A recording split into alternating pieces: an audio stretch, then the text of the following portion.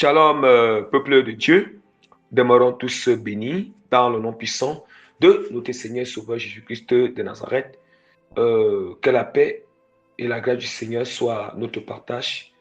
J'implore le Seigneur dans sa grande bonté et sa miséricorde de nous remplir et nous perfectionner davantage dans l'amour, la compassion, la bonté, la miséricorde,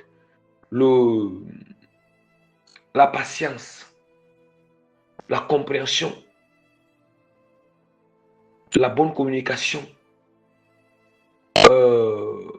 la tempérance, le discernement, la sagesse, l'obéissance complète à la parole du Seigneur, un esprit de solidarité, d'union, et que le Seigneur aussi nous accorde la grâce davantage de mener une vie de sanctification, de pureté, de crainte, d'honnêteté, de transparence et de justice dans le nom puissant de Jésus-Christ de Nazareth. Alléluia. Que toute la gloire revienne encore à notre Seigneur Sauveur Jésus-Christ de Nazareth. Je vais recommander rapidement ce moment d'exhortation entre le monde de Dieu à travers une courte prière. Père Tout-Puissant, Seigneur, je viens devant ta face en ce jour pour bénir ton nom, pour élever ton nom, Père, pour te glorifier, te magnifier et te dire merci infiniment. De m'accorder encore cette grâce de venir prêcher à ton peuple, de venir exhorter à ton peuple, Seigneur Père. Seigneur, voici venu, Seigneur, cette nouvelle exhortation, ce nouveau message dont tu veux que je libère, je transmette à ton peuple, Père. Seigneur, je reconnais que sans ta présence, sans ton amour, sans ta miséricorde, en ce moment, Père, sans ta conduite, en ce moment, Seigneur, cette exhortation est caduque et vain. Mais si ta présence est là, Père, si ton amour et ta miséricorde m'accompagnent en ce moment, je sais que, Papa Seigneur, cette exhortation aura la vie. Cette exhortation, Seigneur, va porter la vie, Seigneur. Et ça va communiquer, Père, la vie aux autres. Et ça pourra porter des fruits. Ça pourra transformer et toucher le cœur. Je t'en supplie, Seigneur. J'implore ta vie en ce moment. J'implore ta présence. J'implore la révélation de ta parole. J'implore, Papa Seigneur, que ta miséricorde m'accompagne en ce moment, Seigneur Père. Je t'en supplie, Papa Seigneur Père, que ta présence puisse augmenter en ce moment, Seigneur Papa. De saisir mon être, Seigneur, que la chair soit neutralisée, Père, et que l'Esprit prenne total contrôle pour conduire, Saint-Esprit de l'Éternel. Ce moment, c'est l'exhortation en ce moment, Père. Que ton nom soit sanctifié en ce moment, Seigneur. Que ton règne vienne et que ta volonté soit faite sur la terre comme c'est pendant cette exhortation, dans ma vie, dans la vie de tous des auditeurs. Et pendant ce moment, Seigneur, au nom puissant de Jésus-Christ de Nazareth. Amen. Bien-aimés, vraiment, peuple de Dieu, en toute humilité et avec beaucoup de respect à l'égard de tous, j'implore déjà vraiment, et toutes mes supplications, j'implore déjà le peuple vraiment de toujours être patient, quelle qu'en soit la durée du message, patient à écouter du début jusqu'à la fin, mais aussi toujours être disposé à se concentrer en esprit. Un message on ne peut pas écouter un message sans disposition. Nous ne pouvons pas écouter un message de l'esprit si nous ne sommes pas disposés, si nous sommes déconcentrés. Non, on ne va pas saisir la portée. On ne va pas saisir nos proportions à l'intérieur. Nous n'allons pas comprendre.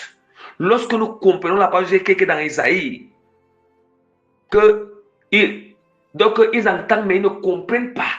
De peur que s'ils comprennent, ils seront guéris.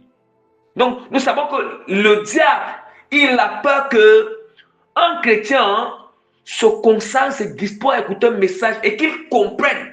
Parce que s'il comprend, il sera guéri d'un blocage. Il sera guéri d'un blocage Il sera guéri de quelque chose dans son être.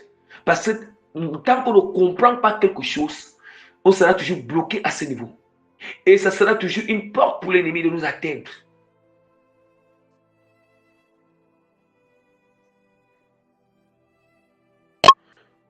Alléluia. Donc, vraiment, je vais annoncer rapidement le thème de notre exhortation qui est intitulé « Ce n'est pas à nous de juger ou de décider qui ira au ciel. Que chacun examine sa vie et se concentre dans son intimité avec Dieu. » Alléluia. Que toute la gloire revienne encore à notre Seigneur et Sauveur Jésus-Christ de Nazareth. Peuple de Dieu, nous allons voir aujourd'hui, surtout encore au milieu des chrétiens, c'est même encore plus pire, au milieu des chrétiens bien-aimés. Parce que les chrétiens bien-aimés n'apprennent pas d'abord à regarder d'abord leur propre vie. N'apprennent pas d'abord à examiner d'abord, à regarder leur propre vie.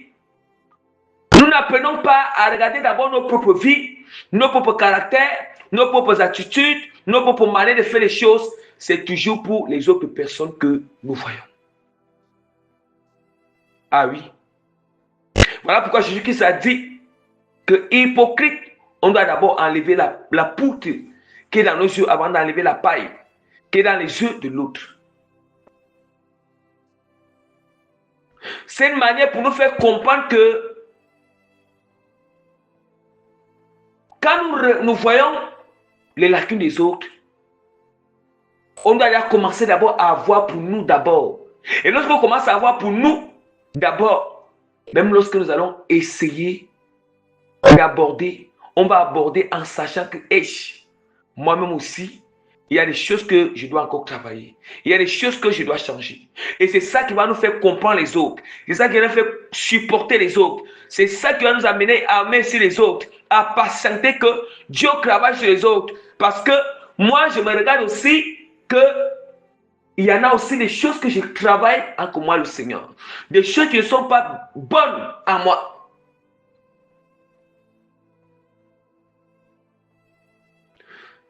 Bon, on va s'étonner que mais la parole de Dieu nous dit que l'homme spirituel juge de tout. La parole de Dieu nous dit aussi que même Jésus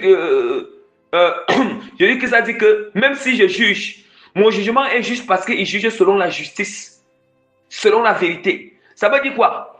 Le jugement qu'on nous dit que l'homme spirituel a jugé de tout, alléluia, le jugement qu'on nous dit que l'homme spirituel doit juger de tout, que l'apôtre Paul a dit, le Seigneur a parlé à travers l'apôtre Paul, et là Jésus-Christ dit que même si je juge, mon jugement est juste. Parce qu'il juge selon la vérité.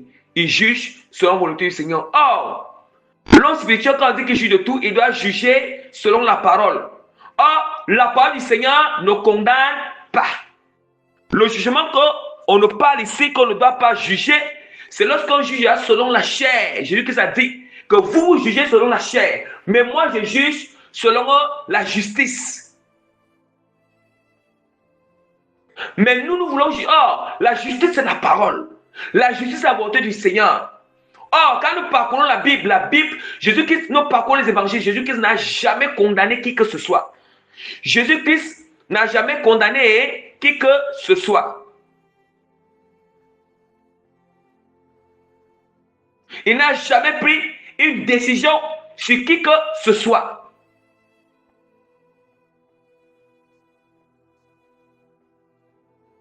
Quand on dit que juger selon la parole, mais en même temps la parole ne condamne pas, juger selon la parole, c'est pour montrer que la chose n'est pas bien.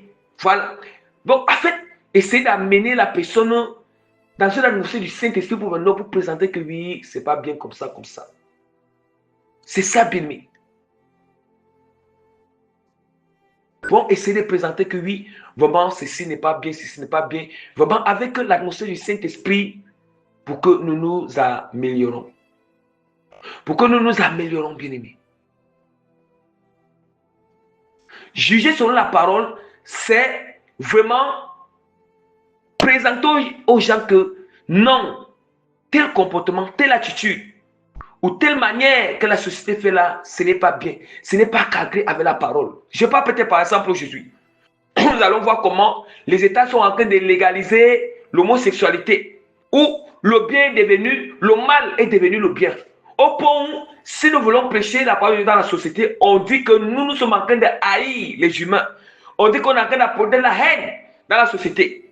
Ils sont en train de nous juger selon la chair. Ils disent que nous, on les juge. Or, nous sommes en train, on est juste en train de dénoncer le péché. On est juste en train de présenter la vérité du Seigneur. Mais on dit que la lumière juge l'obscurité. En réalité, ce n'est pas la personne même qui est condamnée. C'est le caractère, c'est la chose, c'est l'œuvre que la personne fait. C'est cette œuvre-là qui est jugée selon la lumière. Ce n'est pas la personne même qui est jugée. Ce n'est pas l'âme de la personne qui est jugée. Mais il s'agit de l'œuvre des ténèbres sur la personne. Donc, on ne doit pas avoir un problème avec la personne. On ne doit pas haïr la personne. On ne doit pas avoir souci avec la personne. Mais il s'agit que c'est l'œuvre qui est à l'intérieur de la personne. C'est ça qui est le souci. C'est ça maintenant que la parole, la lumière, vient juger que ce n'est pas bon. La lumière ne peut pas voir ce qui est contre la parole et la lumière sans juger l'obscurité, sans juger l'œuvre des ténèbres. Non, la lumière va toujours exposer l'œuvre des ténèbres. La lumière va toujours exposer ce qui n'est pas bien. La lumière ne peut pas cautionner les ténèbres. La lumière ne peut pas... La justice et la lumière, quand elle parle de lumière, ça veut dire de justice et ça veut dire de vérité. La lumière ne cautionne pas les ténèbres.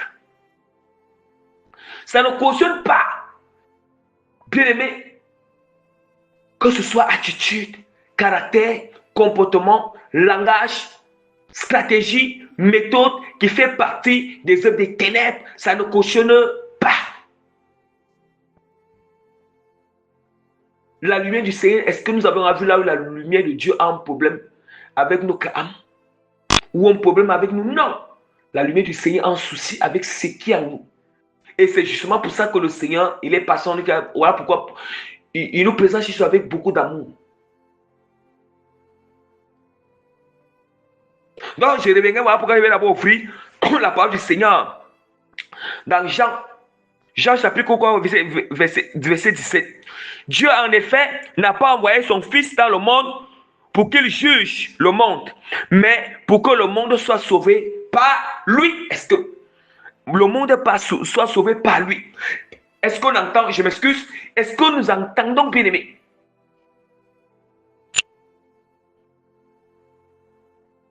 Je relis encore. Dieu en effet, c'est Jésus qui dit comme ça.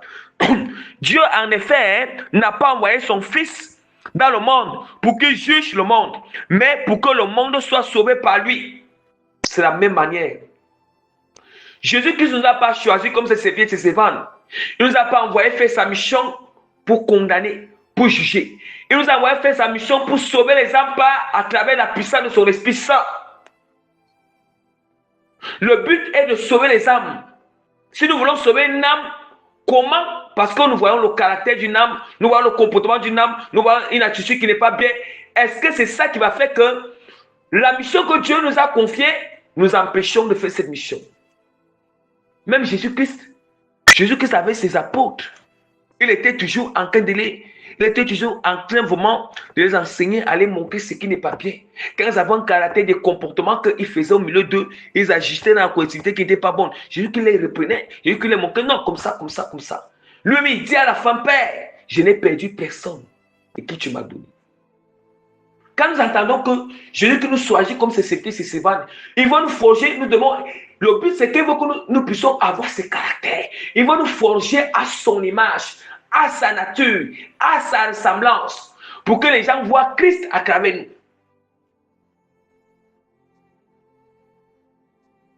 Les gens voient Christ à travers nous. Donc c'est la même manière. C'est la même manière quand on dit ici, à chaque fois que nous allons toujours apporter, même lorsque le Seigneur expose, la lumière vient pour exposer les ténèbres, la lumière vient pour exposer les ténèbres pour appeler à la repentance. Pour appeler à la repentance. Et c'est l'amour, c'est un signe d'amour. La lumière vient pour exposer les ténèbres, mais aussi pour apporter les solutions de remédiation, apporter les conseils, comment la personne peut changer. Les conseils, comment la personne peut prendre conscience. Mais tout cela se passe. On ne peut pas aller attirer l'attention ou bien on ne peut pas aller exposer une des ténèbres qui est sur la personne, un caractère qui est sur la personne, bien aimé, d'une manière vraiment... donc c'est comme si on doit vraiment se laisser conduire par le Saint-Esprit. Donc on doit vraiment se laisser conduire par le Saint-Esprit. Ou bien parce que nous voyons tel a tel comportement, tel fait telle chose, et puis comme ça ne nous arrange pas, nous commençons à prendre nos décisions. Nous prenons nos décisions dans la chair, non pas dans l'esprit. Est-ce que, en fait, notre but, en tout ce qui se présente, on doit faire les choses. Comment est-ce que Jésus-Christ peut faire face? Comment il fait face à telle personne? Comment il fait face à telle personne? Comment il peut faire face à telle attitude, à telle... Vous voyez? Et comme j'ai toujours dit, même lorsqu'on ne sait pas encore quoi faire, le mieux c'est que on reste tranquille et que nous allons d'abord dans la présence du Seigneur afin que Dieu nous donne la sagesse quoi faire. Et la parole du Seigneur continue encore dans Romains chapitre 14 verset 13. Ne nous jugeons pas donc plus les uns les autres, mais pensez plutôt à ne rien faire, qu'il soit pour votre frère une pierre d'achoppement ou une occasion de chute. Est-ce que nous entendons? Ne nous jugeons pas donc les uns les autres, qui signifie que nous ne nous condamnons pas les uns les autres.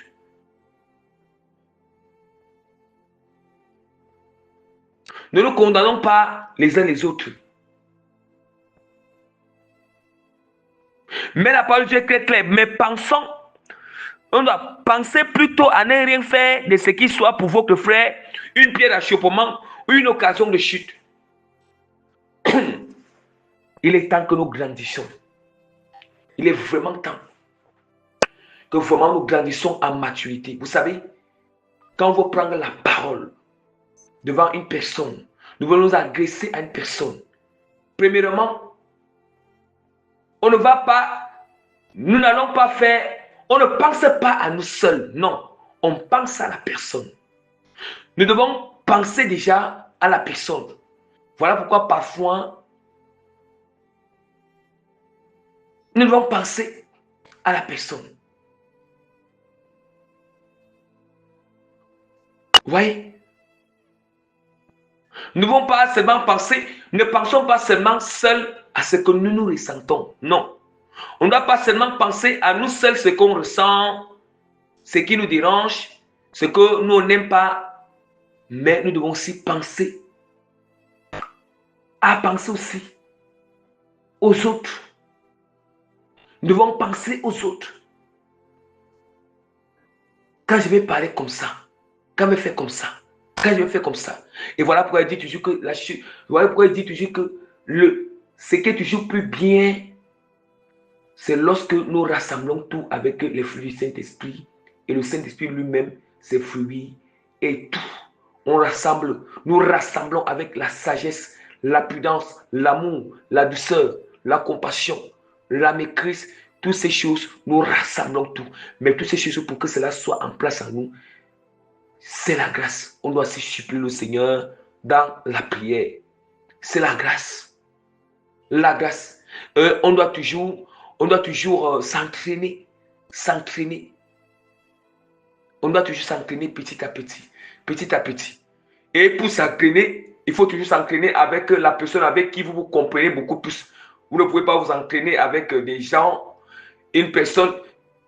Quand on dit qu'une personne dont vous comprenez, c'est une personne qui peut déjà supporter tous tes caractères, qui peut déjà supporter, même si tu échoues, tant qu'il supporte, il t'aime, la personne là, il t'aime comme ça.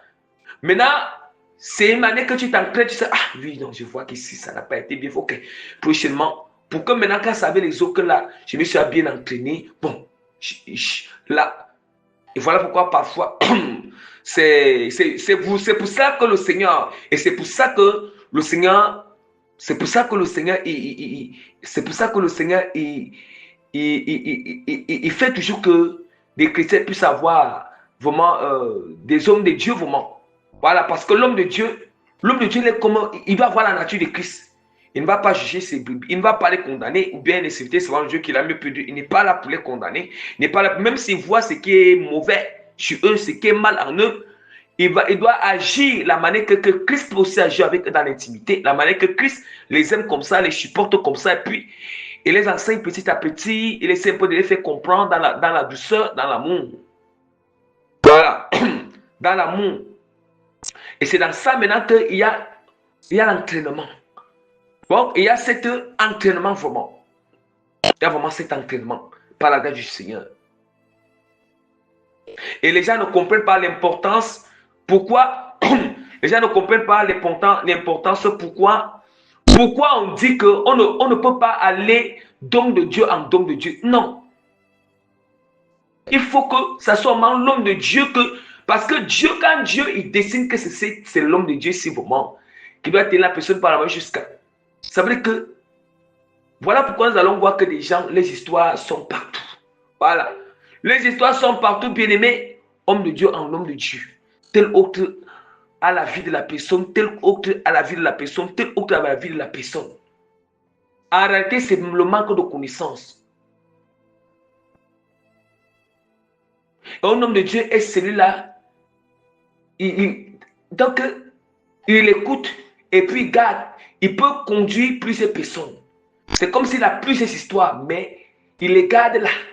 Il les garde vraiment que ce soit des servants, parce que les servants, c'est des gens qui se confient aux servants. Mais ils sont là pour garder la chose, qui gardent vraiment la chose vraiment en eux et en elle. Voilà. C'est ça.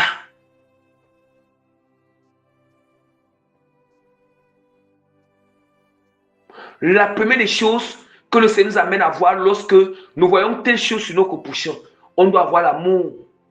L'amour pour son âme. L'amour pour l'âme de la personne. Bien que la chose nous dérange, bien que la chose nous énerve, ne laissons pas que le sentiment d'énervement et de dérangement nous domine. Non. Ce sont des choses qui arrivent à nous tous. Ce sont des choses que Dieu travaille sur nous tous aussi. En tant que serviteurs et servants de Dieu et des chrétiens, des fidèles en Christ. La parole du Seigneur, la parole de Dieu, c'est important. Et comme je dis toujours, quelqu'un ne peut pas rester seul dans son coin, même si la personne n'a pas plusieurs relations. Au moins, Dieu va d'abord mettre une personne à côté de la personne. Pourquoi? Parce que comment la personne va savoir que Dieu est en train de le briser? Si c'est que, vraiment, si la personne reste seule dans son coin, la personne s'occupe de tout le monde, il va savoir que Dieu le brise comment, bien aimé. Il va savoir qu'il est brisé comment. Il ne peut pas savoir. Et c'est justement pour ça que Dieu met souvent les gens auprès des hommes de Dieu. Voilà.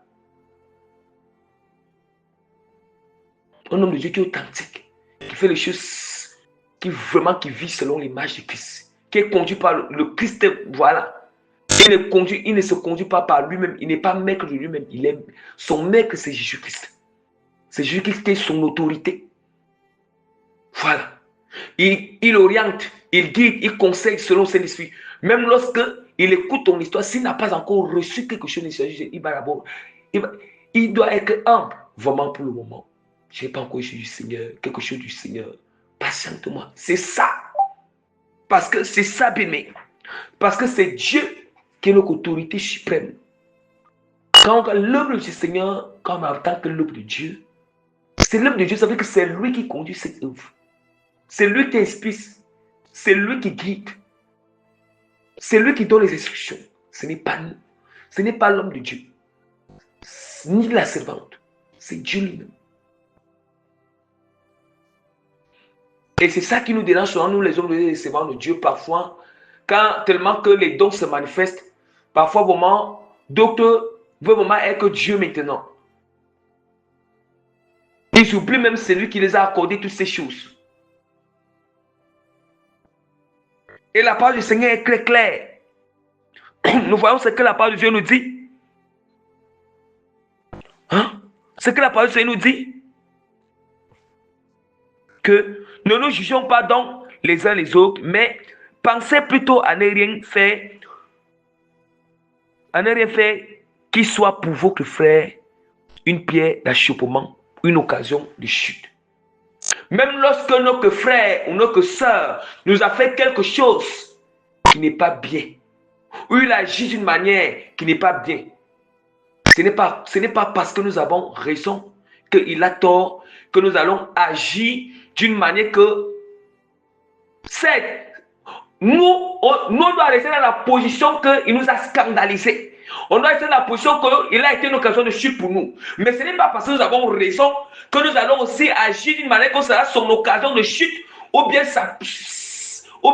nous serons une pierre d'achoppement pour lui, bien aimé. Non. Toute personne qui est victime, qu'on a scandalisé, celui-là, Dieu, il le rend toujours juste. Dieu le fait toujours justice. Comment dire? Dieu fait toujours justice dans sa vie. Dieu apporte toujours la lumière dans sa vie pour montrer aux gens que ce que vous pensez de cette personne, ce que tu as dit de cette personne, l'injustice que tu l'as fait, ce n'était pas comme ça. Et là, la personne même, il sent comment, c'est comme si la chose se présente dans son esprit comme l'écran. Et du coup, la personne était demandée pardon. La personne regrette. Et ça devient un enseignement pour la personne. Donc nous devons faire attention. Attention, voilà pourquoi nous connaissons l'adage là. Que on finit par perdre la raison. On avait raison, mais on finit par perdre raison. On finit par perdre raison selon notre comportement, selon notre agissement, selon notre réaction, selon notre manière de penser ou d'analyser. Bien aimé. Oh, j'étais dans ma raison. Et j'ai perdu la raison parce que, voyez, parce qu'en retour, je me suis transformé aussi en une pierre d'achoppement à l'égard de la personne. Je me suis transformé en scandale à l'égard de la personne.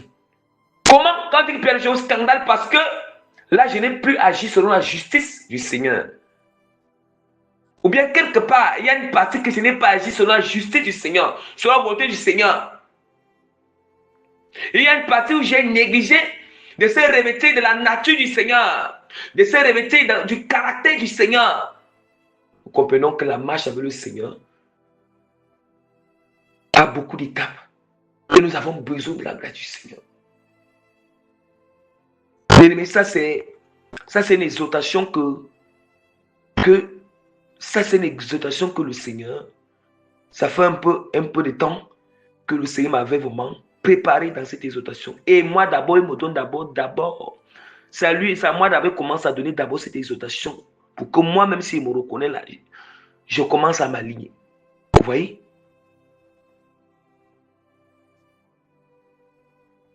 C'est ça qu'on appelle c'est ça qu'on appelle la maturité spirituelle. C'est ça qu'on appelle les hommes faits et les femmes faites. Voilà. Les hommes faits et les femmes faites. La nature solide et pour les hommes faits et les femmes faites bien aimées.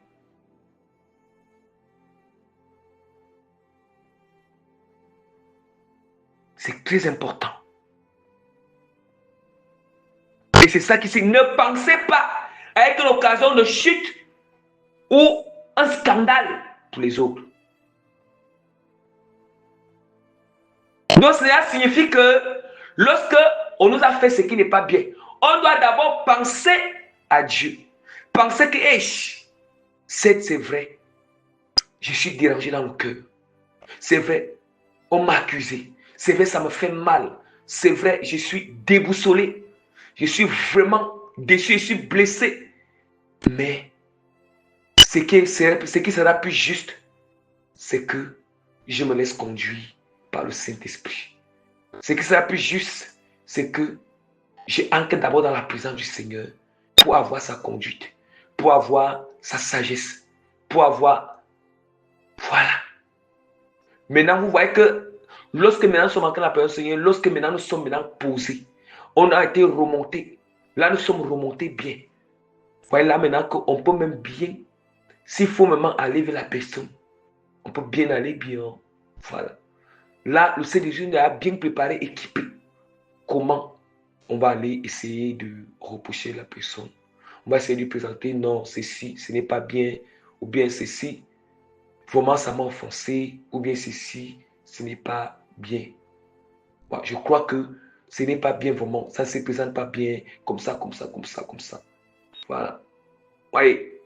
Donc, c'est ça. La parole de Dieu continue encore à nous dire dans Romains chapitre 14, verset 9 à 11, car Christ est mort et il a vécu afin de dominer sur les morts et sur les vivants. Mais toi, pourquoi juges-tu ton frère? Ou toi, pourquoi méprises-tu ton frère? Puisque nous comparaîtrons tous devant le tribunal de Christ, car il est écrit, je suis vivant, dit le Seigneur, tout genou fléchira devant moi et toute langue donnera gloire à Dieu. Je vais pas me concentrer sur le verset 10. Mais toi, pourquoi juges-tu ton frère? Ou toi, pourquoi méprises-tu ton frère? Puisque nous comparaîtrons tous devant le tribunal de Dieu.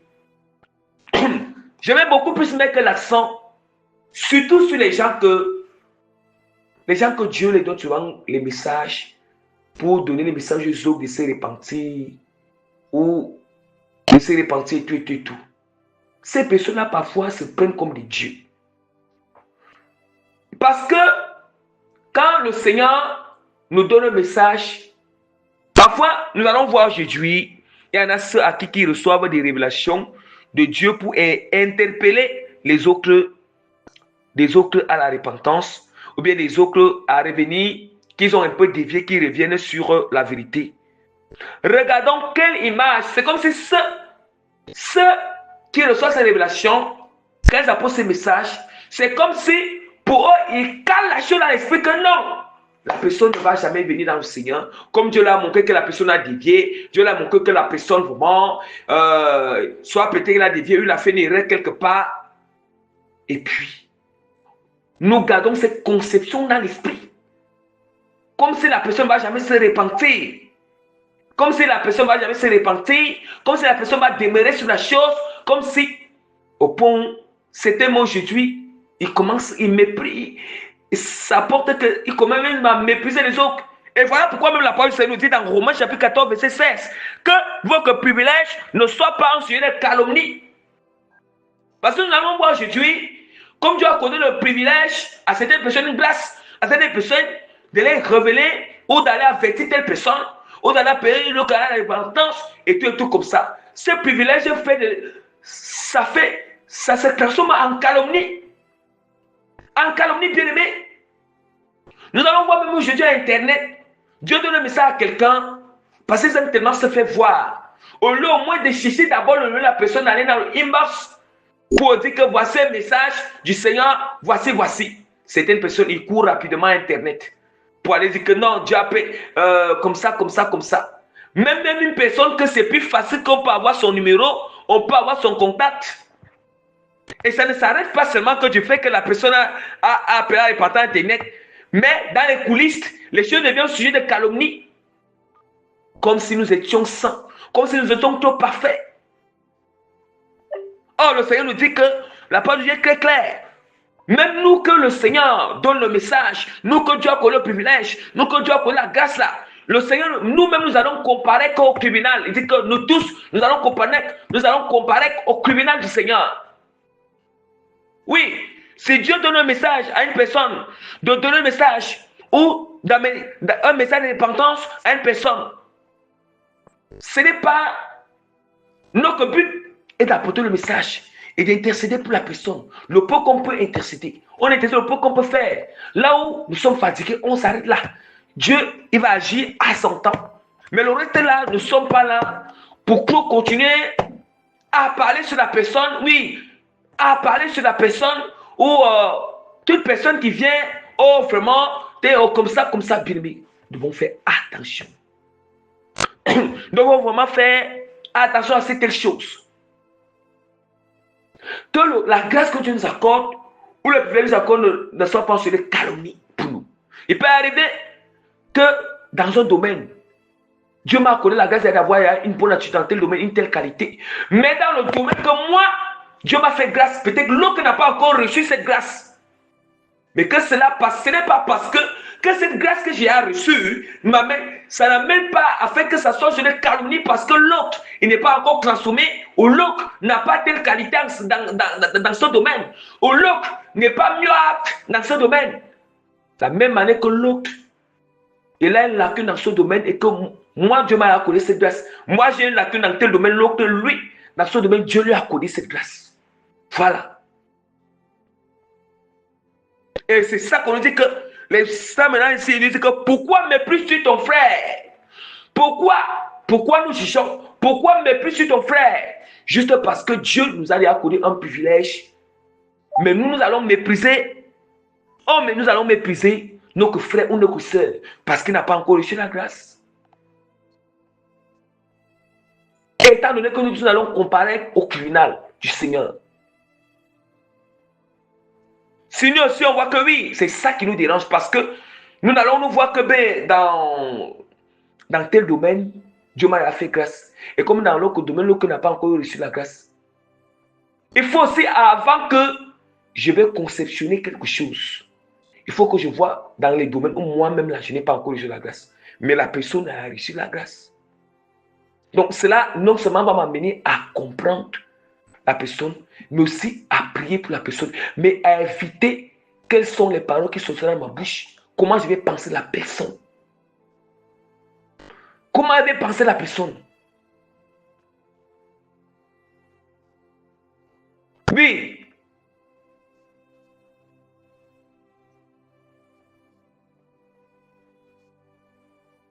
Certes, parfois, il peut arriver que bon, pour que je puisse avoir mieux la paix avec la personne, comme je crois que ça ne peut pas mieux dans cette paix, oui. Oui, si quelqu'un décide d'être dans son côté, un peu dans son coin, bon, du fait que oui, c'est vrai, la personne est comme ça, mais je crois que c'est encore compliqué pour moi de m'adapter, de supporter, puisqu'il faut que je sois dans la paix. Bon, j'essaie un peu d'être un peu isolé. Isolé dans quel sens? Dans le sens que non seulement ce n'est pas parce que je méprise la personne ou je juge la personne, mais parce que je veux aussi prier pour la personne. Et puis aussi, je veux prier que Dieu vraiment puisse m'aider. Il puisse vraiment m'aider, pour que je sais qu'il je serai fait face à ces choses qui puissent m'aider. Dieu puisse m'aider vraiment. Voilà. C'est ça la vie spirituelle. C'est ça les enseignements que Dieu veut donner, les enseignements à ses serviteurs et ses servantes. La parole de Dieu est très claire. Que vos privilèges ne soient pas un sujet de calomnie. Ne soit pas un sujet où nous allons mépriser l'autre. Que la grâce que Dieu nous a accordée, le privilège que Dieu nous a accordé, ne soit pas cela. C'est vrai, nous allons voir aujourd'hui, il y a certains chrétiens, oui, qui peut-être, nous allons voir d'autres aujourd'hui qui sont encore dans la fornication. Oui, c'est vrai, la fornication, ce n'est pas une bonne chose, c'est une œuvre des ténèbres. Mais alors, quand nous sommes en train de véhiculer cette œuvre des ténèbres, fornication, nous devons vraiment le faire avec beaucoup d'amour. On ne doit pas le faire avec un sentiment de mépris à l'égard de ceux qui sont encore dans la fornication. Donc, nous-mêmes, ça que nous avons ce sentiment de mépris, nous avons cette pensée de mépris, mais est-ce que ce n'est pas par nos forces que nous ne sommes plus dans la fornication?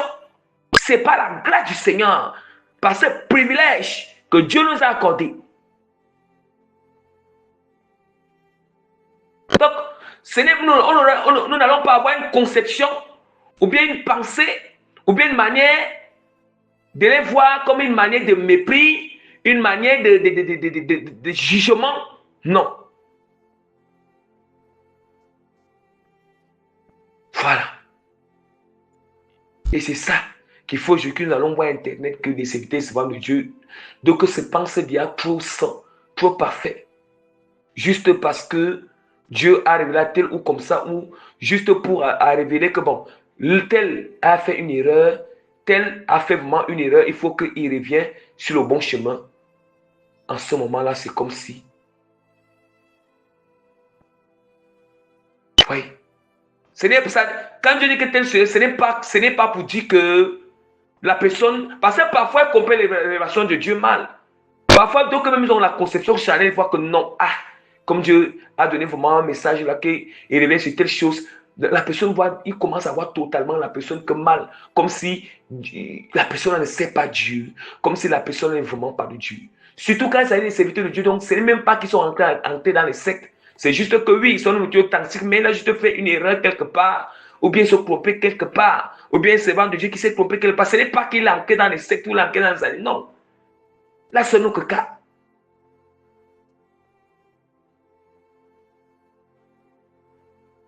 Vous voyez des choses qui font que dans la collectivité, les serviteurs, nous n'arrivons pas à œuvrer ensemble en collectivité, c'est autant de choses. Lorsque nous avons ces connaissances que nous appliquons, bien aimés, nous avons les mêmes connaissances, nous appliquons les mêmes choses. Qu'est-ce qui va apporter vraiment la division? Où est-ce que l'ennemi va passer pour apporter la division? Parce qu'on connaît quoi faire, on connaît qu'est-ce qui est appliqué. Et la parole du Seigneur continue encore à nous dire dans Romains chapitre 14, verset 4. Qui es-tu, toi qui juges un serviteur d'autrui? S'il se tient debout ou s'il tombe, cela regarde son maître, mais il se tiendra debout car le Seigneur a le pouvoir de l'affermir. Donc ici, qui es-tu, toi qui juges le serviteur d'autrui, surtout dans le sens qu'il est toujours un Dieu authentique, mais il a juste fait une erreur, ou bien se trompe quelque part. Il faut que Dieu lui accorde la grâce de comprendre là où il a fait l'erreur. Ce n'est pas comme si. Et du coup, c'était conclu que non, il n'est plus un homme de Dieu authentique, que vraiment, vous voyez, ils ont leur conception charnelle. Voilà pourquoi il dit toujours que les gens doivent faire attention. Quand les gens reçoivent des messages du Seigneur, qui ne véhiculent pas, ou bien ne conceptionnent pas le message de Dieu d'une manière charnelle, ou selon leur propre caractère, ou selon leur propre nature. Comme il dit toujours, il y a une différence entre recevoir le message de Dieu et de comprendre le message de Dieu et d'analyser le message de Dieu et de véhiculer. Et puis même, comment gérer le message du Seigneur. Il y a une différence. Les gens s'arrêtent seulement sur le recevoir et ils font comme ils veulent, dans la chair comme ils veulent. Ils ne se laissent pas conduire par le Seigneur.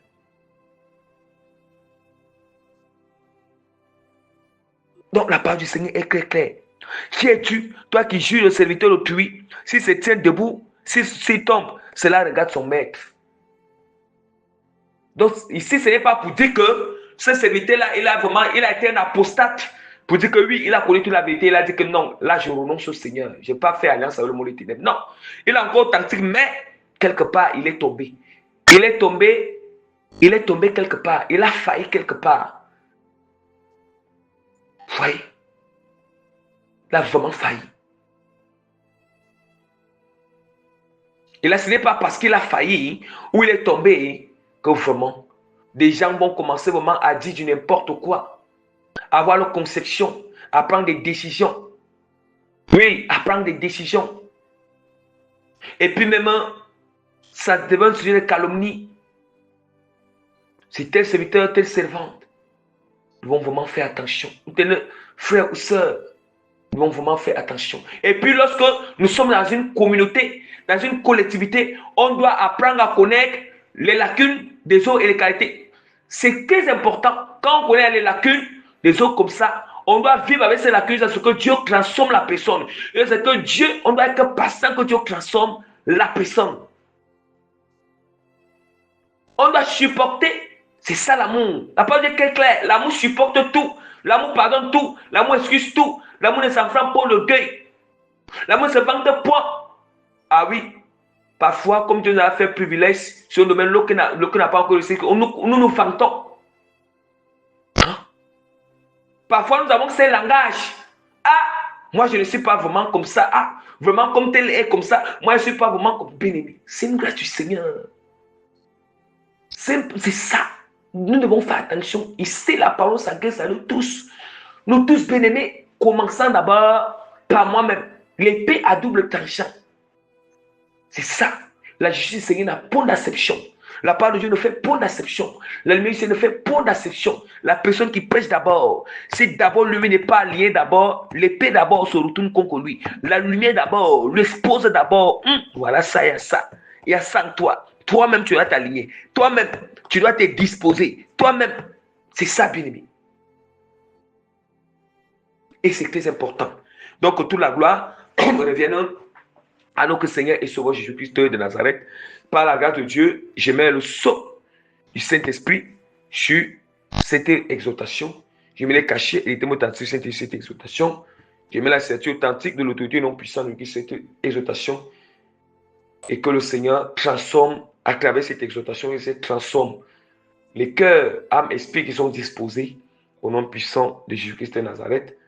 Donc, vraiment, que la paix du Seigneur, le shalom de notre Seigneur Jésus-Christ soit vraiment avec tout le peuple de Dieu, ainsi que moi-même, au nom puissant de Jésus-Christ de Nazareth.